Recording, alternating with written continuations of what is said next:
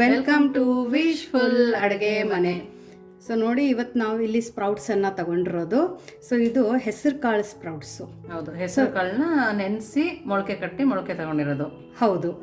So ಇವತ್ತು ನಾವು ಒಂದು ತುಂಬ ಹೆಲ್ದಿ ರೆಸಿಪಿ, ಅದನ್ನು ಹೆಸರು ಕಾಳಿಂದ ಮಾಡ್ತಾ ಇದ್ದೀವಿ. ಹೆಸರು ಕಾಳನ್ನು ನೈಟಕ್ಕೆ ನೆನೆಸ್ಬೇಕಾಶ. ನೈಟಕ್ಕೆ ನೆನೆಸಿ ಬೆಳಗ್ಗೆ ನೀವು ಮತ್ತೆ ಅದು ನೀರನ್ನು ತೆಗೆದುಬಿಟ್ಟು ಒಂದು ಬಟ್ಟೆಯಲ್ಲಿ ಸ್ಪ್ರೌಟ್ಸ್ ಯೂಶ್ವಲಿ ನಾವು ಯಾವ ಥರ ಮಾಡ್ತೀವಿ ಹೌದು ಆ ಥರ ಮೊಳಕೆನ ಕಟ್ಟಬೇಕು. ಸೊ ಮೊಳಕೆ ಕಟ್ಟಿರೋದು ಏನಾಗುತ್ತಂದ್ರೆ ಬರೇ ನಾವು ಅದರಿಂದ ಪಲ್ಯ ಮಾಡ್ತೀವಿ, ಗೊಜ್ಜು ಮಾಡ್ತೀವಿ, ಸಾಂಬಾರ್ ಮಾಡ್ತೀವಿ. ಇವತ್ತು ನಾವು ಒಂದು ತುಂಬಾ ಡಿಫ್ರೆಂಟ್ ರೆಸಿಪಿ. ಮಕ್ಕಳು ಅಂತೂ ಸ್ಪ್ರೌಟ್ಸ್ ನೋಡಿದ್ರೆ ಇದೇ ರೆಸಿಪಿ ಬೇಕು ಅಂತ ಕೇಳ್ತಾರೆ. ಅಷ್ಟು ಈಸಿನೂ ಇದೆ, ಅಷ್ಟೇ ಹೆಲ್ದಿ ಕೂಡ ಇದೆ. ಮುಂದೆ ಇವತ್ತೇ ನಾವು ಆ ರೆಸಿಪಿನ ನೋಡ್ತಾ ನೋಡ್ತಾ ನಿಮಗೆ ಅದರದ್ದು ನ್ಯೂಟ್ರಿಷನಲ್ ಬೆನಿಫಿಟ್ಸ್ ಕೂಡ ನಾನು ನಿಮಗೆ ಹೇಳ್ತೀನಿ. ಮೊಳಕೆಯಿಂದ ನಮ್ಗೆ ಎಷ್ಟೆಲ್ಲ ಬೆನಿಫಿಟ್ಸ್ ಇದಾವೆ ಅಂತ ನೀವು ಹೇಳ್ತೀರಾ. ಮೊಳಕೆ ಕಾಳಿಂದ ಈ ತರ ಕೂಡ ಮಾಡ್ಬೋದಾ? ಹೌದು, ನಿಜ. ಅದು ಹೇಗೆ ಮಾಡೋದು ಅಂತ ನೋಡೋಣ ಬನ್ನಿ. ನೋಡಿ, ಮೊದಲು ಒಂದು ಮಿಕ್ಸಿ ಜಾರ್ನ ತಗೊಂಡಿದ್ದೀವಿ. ಇಲ್ಲಿ ಮೊಳಕೆ ಬಂದಿರೋ ಹೆಸರು ಕಾಳನ್ನ ಸೇರಿಸ್ಕೊಳ್ತಾ ಇದೀವಿ. ಈ ಬೌಲಲ್ಲಿ ಒಂದು ಬೌಲ್ ಆಗೋಷ್ಟಿದೆ. ಅದರ ಜೊತೆಗೆ ನಾನು ಹಸಿ ಮೆಣಸಿನ್ಕಾಯಿ ಕೂಡ ಸೇರಿಸ್ಕೊಳ್ತಾ ಇದ್ದೀನಿ. ಸ್ವಲ್ಪನೇ ನೀರು ಹಾಕಿ ಗ್ರೈಂಡ್ ಮಾಡ್ಕೊಂಡ್ ಬರ್ತೀನಿ. ಇದು ಫೈನ್ ಆಗಿ ಪೇಸ್ಟ್ ಆಗಬೇಕಲ್ಲ ಆಶಾ? ಹೌದು, ಸಣ್ಣದಾಗಿ ಪೇಸ್ಟ್ ಆಗಬೇಕು. ಸೊ ಇದನ್ನು ಪೇಸ್ಟ್ ಮಾಡ್ಕೊಂಡು ಬರೋಣ. ನೋಡಿ, ಈ ಥರ ಪೇಸ್ಟ್ ಮಾಡ್ಕೊಂಡು ಬಂದಿರೋದು. ಈ ಪೇಸ್ಟ್ ತುಂಬ ದಪ್ಪನೂ ಇಲ್ಲ, ತುಂಬ ಸಣ್ಣನೂ ಇಲ್ಲ ಆಶಾ. ಸ್ವಲ್ಪ ತರಿ ಇದ್ರೆ ನಡೆಯುತ್ತೆ, ಬಟ್ ತುಂಬ ಜಾಸ್ತಿ ತರಿ ಇರಬಾರ್ದು. ಇವಾಗ ಇದನ್ನ ಪಕ್ಕಕ್ಕಿಟ್ಟು ನೆಕ್ಸ್ಟ್ ಏನು ಮಾಡೋದು ಅಂತ ನೋಡೋಣ ಬನ್ನಿ. ನೋಡಿ, ಇಲ್ಲೊಂದು ಪಾತ್ರೆನ ತಗೊಂಡಿರೋದು. ಈ ಪಾತ್ರೆ ಒಳಗಡೆ ಇಲ್ಲಿ ನಾನು ಒಂದು ಅರ್ಧ ಕಪ್ಪಷ್ಟು ಅಕ್ಕಿ ಹಿಟ್ಟನ್ನು ತಗೋತಾ ಇದ್ದೀನಿ. ಒಂದು ಅರ್ಧ ಕಪ್ಪಷ್ಟು ರಾಗಿ ಹಿಟ್ಟು, ಆಮೇಲೆ ಒಂದು ಅರ್ಧ ಕಪ್ಪಷ್ಟು ಗೋಧಿ ಹಿಟ್ಟು. ನೋಡಿ, ಎಲ್ಲ ಹಿಟ್ಟು ಕೂಡ ಹೆಲ್ದಿ ಆಗಿರೋದೆ. ನಾವಿಲ್ಲಿ ಯಾವುದಕ್ಕೂ ಮೈದಾ ಬಳಸ್ತಾ ಇಲ್ಲ. ಹೌದು. ಸೊ ಇಲ್ಲಿ ಯಾರಿಗಾದ್ರೆ ಶುಗರ್ ಇದೆ ಅನ್ನೋರು, ನಾನು ಫಸ್ಟ್ ಅಕ್ಕಿ ಹಿಟ್ಟು ಹಾಕದಲ್ಲ, ಆ ಅಕ್ಕಿ ಹಿಟ್ಟನ್ನ ಸ್ಕಿಪ್ ಮಾಡಿಬಿಟ್ಟು ಅಲ್ಲಿ ನೀವು ಜೋಳದ ಹಿಟ್ಟು ಅಥವಾ ಸಜ್ಜೆ ಹಿಟ್ಟು ಅಥವಾ ಕಡಲೆ ಹಿಟ್ಟು, ಮಿಲೆಟ್ಸ್ ಹಿಟ್ಟನ್ನ ಅದನ್ನು ಬಳಸ್ಬೋದು. ಇವಾಗ ರುಚಿಗೆ ಉಪ್ಪನ್ನ ಹಾಕೊಳ್ಳೋಣ. ನೋಡಿ, ಇವಾಗ ನಾವು ಏನು ಸ್ಪ್ರೌಟ್ಸನ್ನು ಮಿಕ್ಸಿಗೆ ಹಾಕೊಂಡು ಬಂದ್ವಲ್ಲ ಆಶಾ, ಸ್ಪ್ರೌಟ್ಸು ಮತ್ತು ಅದ್ರ ಜೊತೆ ಹಸಿಮೆಣಸಿನ್ಕಾಯಿನ, ಸೊ ಆ ಮಿಕ್ಸರನ್ನು ಇದ್ರ ಒಳಗಡೆ ಹಾಕೊಳ್ಳೋಣ. ಇದೇ ಮಿಕ್ಸಿ ಜಾರಕ್ಕೆ ಒಂದು ಸ್ವಲ್ಪ ನೀರನ್ನು ಹಾಕೊಳ್ಳೋಣ. ನೋಡಿ, ಈ ಥರ ನೋಡಿ, ಇಷ್ಟೆಲ್ಲ ಹಾಕೊಂಡ ನಂತರ ಇದನ್ನು ನಾವು ಚಪಾತಿ ಹದದ ಥರ ಕಲಿಸ್ಕೋಬೇಕು ಆಶಾ. ಯೂಶ್ವಲಿ ನಾವು ಹೆಂಗೆ ಚಪಾತಿ ಹಿಟ್ಟು ಕಲಿಸ್ಕೋತೀವಲ್ಲ ಅದೇ ಥರ. ಬಟ್ ನೀವು ಚಪಾತಿಗೆ ಹಿಟ್ಟು ಕಲಿಸ್ಬೇಕಾದ್ರೆ ಒಂದು ಸ್ವಲ್ಪ ಲೂಸ್ ಕಲಿಸ್ಕೋತಿದ್ರೆ ಅದ್ರಕ್ಕಿಂತನೂ ಒಂದು ಸ್ವಲ್ಪ ಟೈಟ್ ಆಗಿರಬೇಕು. ಇಲ್ಲಿ 3 ಥರ ಹಿಟ್ಟುಗಳು ಸೇರಿದೆ. ಹೌದು, ಅದು ಸ್ವಲ್ಪ ನೀರು ಹಾಕಿದೀವಿ ನಾವು. ಮೊದಲು ಅದ್ರಲ್ಲಿ ಕಲಸಿ ನೋಡ್ಕೊಬೇಕಲ್ವಾ? ಹೌದು. ಸೊ ನೀವು ಎಷ್ಟು ಸ್ಪ್ರೌಟ್ಸನ್ನು ಬಳಸ್ತೀರಾ ಅಷ್ಟೇ ಒಳ್ಳೆಯದು. ಸೊ ಇದನ್ನು ಚಪಾತಿ ಹದಕ್ಕೆ ಕಲಿಸ್ಕೊಂಡು ಬರೋಣ ಆಶಾ. ಓಕೆ, ನೋಡಿ, ಈ ಥರ ಕಲ್ಸ್ಕೊಂಬರ್ಬೇಕು. ನಾನು ಮತ್ತೆ ಒಂದು ಸ್ವಲ್ಪನೂ ನೀರು ಹಾಕಿಲ್ಲ. ನೋಡಿ, ಆ ನೀರಲ್ಲೇ ಮಿಕ್ಸಿ ಜಾರಿಗೆ ಹಾಕೊಂಡ್ವಲ್ಲ ಅದೇ ನೀರಲ್ಲೇ ನಾನು ಕಲಿಸ್ಕೊಂಡಿದ್ದೀನಿ. ಇಷ್ಟು ಗಟ್ಟಿಯಾಗಿ ಕಲಿಸ್ಕೊಂಡು ಒಂದು 5 ನಿಮಿಷ ರೆಸ್ಟಿಗೆ ಇಡೋಣ. ನೋಡಿ, ಒಂದು 5 ನಿಮಿಷ ರೆಸ್ಟಿಗೆ ಇಟ್ಕೊಂಬರೋಣ. ಮೊಳಕೆ ಕಾಳುಗಳಿಂದ ಪ್ರತಿಭಾ ಎಷ್ಟೊಂದು ಬೆನಿಫಿಟ್ಸ್ ಇರುತ್ತೆ. ಹೌದು, ಪ್ರೋಟೀನ್ ಮಾತ್ರ ಇದೆ ಅಂತ ಅನ್ಕೊಂಡಿದ್ವಿ. ಯಾವ್ಯಾವ ಥರ ಬೆನಿಫಿಟ್ಸ್ ಇದೆ ಅದರಲ್ಲಿ? ನೋಡಿ, ಸ್ಪ್ರೌಟ್ಸಿಂದ ಫಸ್ಟ್ ಅಂದರೆ ಮಕ್ಕಳಿಗೆ ರಿಚ್ ಇನ್ ಪ್ರೋಟೀನು, ಆಮೇಲೆ ಸುಮಾರು ವಿಟಮಿನ್ಸ್ಗಳಿದ್ದಾವೆ. ಇಡೀ ದಿನಕ್ಕೆ ಬೇಕಾಗಿರುವಂಥ ಬ್ಯಾಲೆನ್ಸ್ಡ್ ಡೈಟ್ ನಮ್ಗೆ ಸಿಗೋದು ಬರೀ ಸ್ಪ್ರೌಟ್ಸಿಂದ. ಅಥವಾ ನೀವು ಪಲ್ಸಸ್ ಅನ್ನ ಕನ್ಸ್ಯೂಮ್ ಮಾಡ್ಬೋದು, ಅಥವಾ ಗ್ರೇನ್ಸ್ ಅನ್ನ ಕನ್ಸ್ಯೂಮ್ ಮಾಡಿ, ಇಲ್ಲಾಂದ್ರೆ ದಾಲನ್ನ ಕನ್ಸ್ಯೂಮ್ ಮಾಡಿ. ಸೊ ಇಡೀ ದಿನಕ್ಕೆ ಆಶಾ ನಾವು ಒಂದು ಯಾವುದೇ ಆಗಲಿ, ಅದು ಕಾಳುಗಳಾಗಲಿ ಬೇಳೆಗಳಾಗಲಿ ಏನೇ ಆಗಲಿ, ಸ್ಮಾಲ್ ಕ್ವಾಂಟಿಟಿನೇ ಇರಲಿ, ಅಷ್ಟಾದರೆ ನಾವು ಇಡೀ ದಿನಕ್ಕೆ ಅಷ್ಟಾದರೆ ನಾವು ಕನ್ಸ್ಯೂಮ್ ಮಾಡಲೇಬೇಕು. ಯಾಕಂದರೆ ನಾವು ವೆಜಿಟೇರಿಯನ್ ಇರೋದ್ರಿಂದ ನಮಗೆ ಕರೆಕ್ಟ್ ಅಮೌಂಟಲ್ಲಿ ನಮಗೆ ನ್ಯೂಟ್ರಿಷನ್ ಬೇಕಂದರೆ ಈ ಥರ ಸ್ಪ್ರೌಟ್ಸ್ಗಳು ಮತ್ತು ಕಾಳುಗಳು ತಿನ್ನಬೇಕು. ಇವಾಗ ಬಂದುಬಿಟ್ಟು ಹೆಸರು ಕಾಳಿಂದ ನಮಗೆ ಮೇನ್ ಅಂದರೆ ಯಾರಿಗಾದರೆ BP ಮತ್ತು ಶುಗರ್ ಇರೋರು, ನೀವು ಬೆಳಗ್ಗೆ ಎದ್ಬಿಟ್ಟು ಆ ನೆನೆಸಿರೋ ಸ್ಪ್ರೌಟ್ಸನ್ನು ನೀವು ಹಾಗೇನೆ ತಿನ್ಕೋಬಹುದು. ನೆಂದಿರೋ ಮೊಳಕೆ ಕಾಳನ್ನ ಹಾಗೆ ತಿನ್ಕೋಬಹುದು. ಇಲ್ಲ ನಮಗೆ ಹಾಗೆ ಹೋಗಲ್ಲ ಅಂದರೆ ಒಂದು ಸ್ವಲ್ಪ ಉಪ್ಪು ಅಥವಾ ಪೆಪ್ಪರನ್ನು ಸ್ಪ್ರಿಂಕಲ್ ಮಾಡಿನೂ ತಿನ್ಕೋಬಹುದು. ಇಲ್ಲ ಅಂದ್ರೆ ಒಂದು ಸ್ವಲ್ಪ ಆಲಿವ್ ಆಯಿಲ್ ಅನ್ನ ಹಾಕ್ಬಿಟ್ಟು ಜಸ್ಟ್ ಫ್ರೈ ಮಾಡಿಬಿಟ್ಟು ಆ ಥರನೂ ತಿನ್ಕೋಬಹುದು. ಬಟ್ ಎನಿ ಹೌ ಯಾವುದೇ ಒಂದು ವೇಯಿಂದ ನಮಗೆ ಅದು ಹೊಟ್ಟೆಯಲ್ಲಿ ಹೋಗಿರಬೇಕು. ಅದು ಒಂದು ಬೆನಿಫಿಟ್ಸು. ಇನ್ನೊಂದಂದ್ರೆ ಕೊಲೆಸ್ಟ್ರಾಲ್ ಲೆವೆಲ್ನು ಕಡಿಮೆ ಮಾಡುತ್ತೆ. ವೇಟ್ ಲಾಸ್ ಮಾಡೋರಿಗೆ ಅದು ತುಂಬಾ ಬೆನಿಫಿಷಿಯಲ್ ಇದೆ. ಹೌದು. ಸೊ ಮೊಳಕೆ ಕಾಳಿಂದ ಇಷ್ಟೆಲ್ಲ ಬೆನಿಫಿಟ್ಸ್ ಇದಾವೆ. ಸೊ ಅದನ್ನ ಆಡ್ ಮಾಡಿಬಿಟ್ಟು ಒಂದು ಹೆಲ್ದಿ ರೆಸಿಪಿನ ಇವತ್ತು ನಾವು ಸ್ಪ್ರೌಟ್ಸ್ ಇಂದ ಯಾವ ತರ ಮಾಡೋದು ಅಂತ ಇವಾಗಂತೂ ಹಿಟ್ ಕಲಿಸಿಟ್ಟಿದ್ದೀವಿ. ಈಗ ನೆಕ್ಸ್ಟ್ ಅದಕ್ಕೆ ಇನ್ನೂ ಏನ್ ಪ್ರಿಪರೇಷನ್ ಮಾಡಬೇಕು ಅಂತ ನೋಡೋಣ ಬನ್ನಿ. ನೋಡಿ, ಇವಾಗ ಇಲ್ಲೊಂದು ಬೌಲನ್ನು ತಗೊಂಡ್ಬಿಟ್ಟು ಇದ್ರ ಒಳಗಡೆ ಸಣ್ಣದಾಗಿ ಕಟ್ ಮಾಡ್ಕೊಂಡಿರುವಂಥ ಟೊಮೆಟೊ, ಸಣ್ಣದಾಗಿ ಕಟ್ ಮಾಡ್ಕೊಂಡಿರುವಂಥ ಕ್ಯಾಪ್ಸಿಕಮು, ಆಮೇಲೆ ಸಣ್ಣದಾಗಿ ಕಟ್ ಮಾಡ್ಕೊಂಡಿರುವಂಥ ಆನಿಯನು, ಇದು ಎಲ್ಲನೂ ನೀವು ತುಂಬ ಸಣ್ಣದಾಗಿ ಕಟ್ ಮಾಡ್ಕೋಬೇಕು. ನೋಡಿ ಈ ಥರ. ಇದನ್ನು ಬಿಟ್ಟುನು ನಿಮ್ಮ ಮನೆಯಲ್ಲಿ ಇರೋವಂಥ ತರಕಾರಿನ ಇದೇ ಥರ ಸಣ್ಣದಾಗಿ ಕಟ್ ಮಾಡಿ. ಇವನ್ ಕಾಲಿಫ್ಲವರ್ ಇದ್ರೂ ಅದನ್ನು ಸಣ್ಣದಾಗಿ ಕಟ್ ಮಾಡಿ, ಕ್ಯಾಬೇಜ್ ಹಾಕಿ ಸಣ್ಣದಾಗಿ ಕಟ್ ಮಾಡ್ಕೊಂಡ್ರೆ ಸಾಕಾಗುತ್ತೆ. ಇವನ್ ಕ್ಯಾಬೇಜು ಕೂಡ ಸಣ್ಣದಾಗಿ ಕಟ್ ಮಾಡ್ಕೊಳ್ಳಿ. ಕ್ಯಾರೆಟ್ ಇದ್ದರೆ ಅದನ್ನು ತುರಿದ್ಬಿಟ್ಟು ಹಾಕೊಳ್ಳಿ. ಸೊ ಈ ಥರ ಎಲ್ಲ ವೆಜಿಟೇಬಲ್ಸನ್ನು ನೀವು ಇದ್ರ ಒಳಗಡೆ ಹಾಕೋಬಹುದು. ಇವನ್ ಕ್ಯಾಪ್ಸಿಕಮನ್ನು ಆಶಾ ವಾಟರ್ ಕನ್ಸಿಸ್ಟೆನ್ಸಿ ಜಾಸ್ತಿ ಇರೋದ್ರಿಂದ ನಮಗೆ ಕ್ಯಾಪ್ಸಿಕಮಿಂದನೂ ತುಂಬ ಬೆನಿಫಿಟ್ಸ್ಗಳಿದೆ, ಟೇಸ್ಟ್ ಕೂಡ ಕೊಡುತ್ತೆ. ಹೌದು. ಸೊ ಇವಾಗ ಇದ್ರ ಒಳಗಡೆ ಏನೇನು ಸ್ಪೈಸಸನ್ನು ಹಾಕೊಳ್ಳೋದು ಅಂತ ನೋಡೋಣ ಬನ್ನಿ. ನೋಡಿ, ಒಂದು ಸ್ವಲ್ಪ ಚಾಟ್ ಮಸಾಲಾನ ಹಾಕೊಳ್ಳೋಣ. ಇಲ್ಲಿ ನಾನು ತಂದೂರಿ ಮ್ಯಾವನೀಸನ್ನು ತಗೊಂಡಿದ್ದೀನಿ, ವೇಜ್ ತಂದೂರಿ ಮ್ಯಾವನೀಸ್. ಇದನ್ನಿಲ್ಲ ಅಂದರೆ ನೀವು ಪಿಜ್ಜಾ ಮಿಕ್ಸನ್ನು ಹಾಕೋಬಹುದು, ಬಟ್ ಇದು ಆಪ್ಷನಲ್ ಇದೆ. ಇಲ್ಲ ಅಂದ್ರೂ ತಲೆ ಕಟ್ಸ್ಕೋಬೇಡಿ, ಬಟ್ ಇದು ಹಾಕೊಳ್ಳೋದ್ರಿಂದ ತುಂಬ ಟೇಸ್ಟ್ ಚೆನ್ನಾಗಿ ಬರುತ್ತೆ. ಸೊ ಇದು ಒಂದು ಸ್ವಲ್ಪ ಹಾಕೊಳ್ಳೋಣ, 1.5 ಸ್ಪೂನಷ್ಟು ಹಾಕೊಂಡಿರೋದು.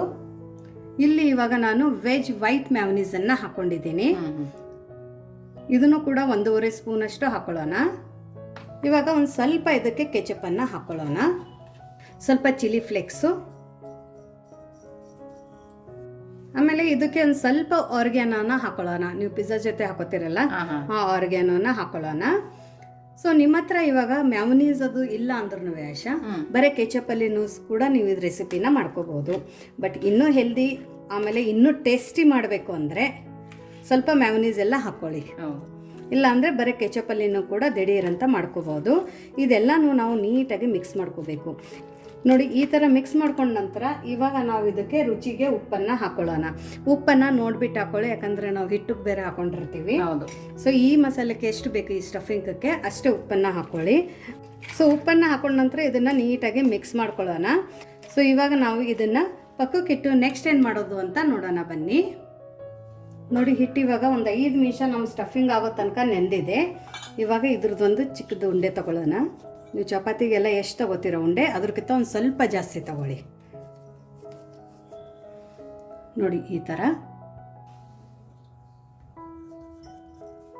ನೋಡಿ, ಇವಾಗ ಇದ್ರ ಮೇಲ್ಗಡೆ ಒಂದು ಸ್ವಲ್ಪ ಗೋಧಿ ಹಿಟ್ಟನ್ನು ಉದುರಿಸ್ಬಿಟ್ಟು ಆಶಾ ನಾವು ಒಂದು ಸ್ವಲ್ಪ ಇದನ್ನು ಲಟ್ಟಿಸ್ಕೊಳ್ಳೋಣ. ಇದು ತುಂಬ ತಿಳುವಾಗಿರಬಾರ್ದು, ಮೀಡಿಯಮ್ ಆಗಿರ್ಬೇಕಲ್ಲ. ಮೀಡಿಯಮ್ ಆಗಿ, ಚಪಾತಿಗಿಂತನೂ ದಪ್ಪ ಇರಬೇಕು. ತುಂಬ ತೆಳುವಾಗಿ ಏನು ಲಟ್ಟಿಸ್ಕೊಳ್ಳಂಗಿಲ್ಲ ಅಲ್ಲ?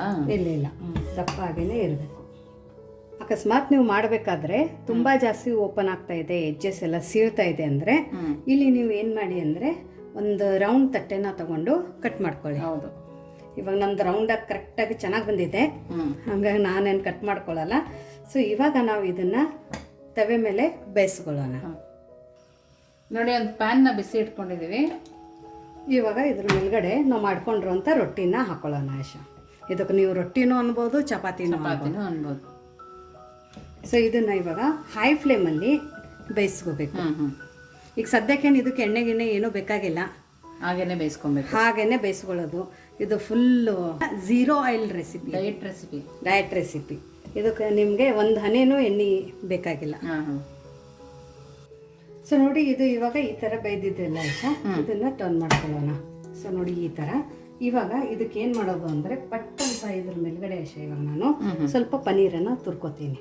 ನಿಮ್ಮ ಪನ್ನೀರ್ ಬೇಡ ಅಂದರೆ ಸ್ಕಿಪ್ ಮಾಡ್ಕೊಳ್ಳಿ, ಬಟ್ ಪನ್ನೀರ್ ಹಾಕಿದರೆ ಇದು ತುಂಬ ಹೆಲ್ದಿ ಆಗಿರುತ್ತೆ, ಟೇಸ್ಟ್ ತುಂಬ ಚೆನ್ನಾಗಿರುತ್ತೆ.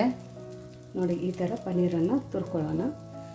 ನೀವು ಸ್ಟಫಿಂಗ್ ಮಾಡ್ಕೊಳ್ಳಿಲ್ಲ ಅಂದ್ರೆ ರೊಟ್ಟಿನ ಹಾಗೆ ಕೂಡ ತಿನ್ಬೋದು, ಹಾಗೆ ಕೂಡ ತುಂಬ ಟೇಸ್ಟ್ ಇರುತ್ತೆ. ಯಾಕೆಂದರೆ ನಾವು ಮೊಳಕೆ ಕಾಳನ್ನ ಕೂಡ ಹಾಕಿ ಕಲಸಿರೋದ್ರಿಂದ. ಹೌದು, ಹಾಗೇನೂ ಚೆನ್ನಾಗಿರುತ್ತೆ. ಹೌದು, ಪನ್ನೀರ್ ಹಾಕಿದ ತಕ್ಷಣ ಆಶಾ ಕೆಳಗಡೆ ಪನ್ನೀರ್ ಹಾಕೊಳ್ಳಿ, ಅದ್ರ ಮೇಲ್ಗಡೆ ನಾವು ಈ ಥರ ಇದು ಮಾಡ್ಕೊಂಡಿರೋಂಥ ವೆಜಿಟೇಬಲ್ ಸ್ಟಫಿಂಗನ್ನು ಹಾಕೊಳ್ಳೋಣ.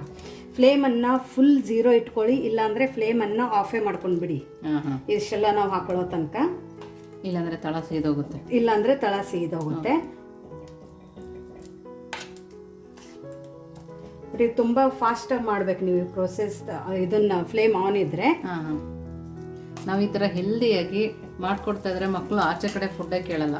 ಹೌದು. ಸೊ ಇವಾಗ ಮತ್ತೆ ಇದ್ರ ಮೇಲ್ಗಡೆ ಒಂದು ಸ್ವಲ್ಪ ನಾವು ಪನ್ನೀರನ್ನು ತುರ್ಕೊಳ್ಳೋಣ. ನೋಡಿ ಈ ಥರ ಪನ್ನೀರನ್ನು ತುರ್ಕೊಂಡು ಇದ್ರ ಮೇಲ್ಗಡೆ ಇವಾಗ ಚೀಸನ್ನು ತುರ್ಕೊಳ್ಳೋಣ.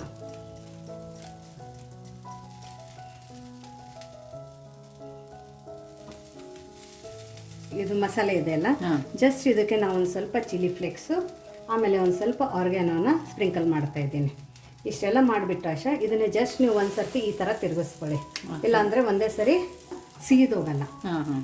ಇವಾಗ ಇಮಿಡಿಯೇಟಾಗಿ ಇದ್ರ ಮೇಲ್ಗಡೆ ಒಂದು ನಾವು ಈ ಥರ ಲಿಡ್ಡನ್ನು ಮುಚ್ಚಿಬಿಟ್ಟು ಫುಲ್ ಲೋ ಫ್ಲೇಮಲ್ಲಿ ಒಂದು ನಿಮಿಷನೂ ಬೇಡ, ಒಂದು ಅರ್ಧ ನಿಮಿಷನೇ ನಾವು ಇದನ್ನು ಈ ಥರ ಸ್ಟೀಮ್ ಮಾಡ್ಕೊಳ್ಳೋಣ.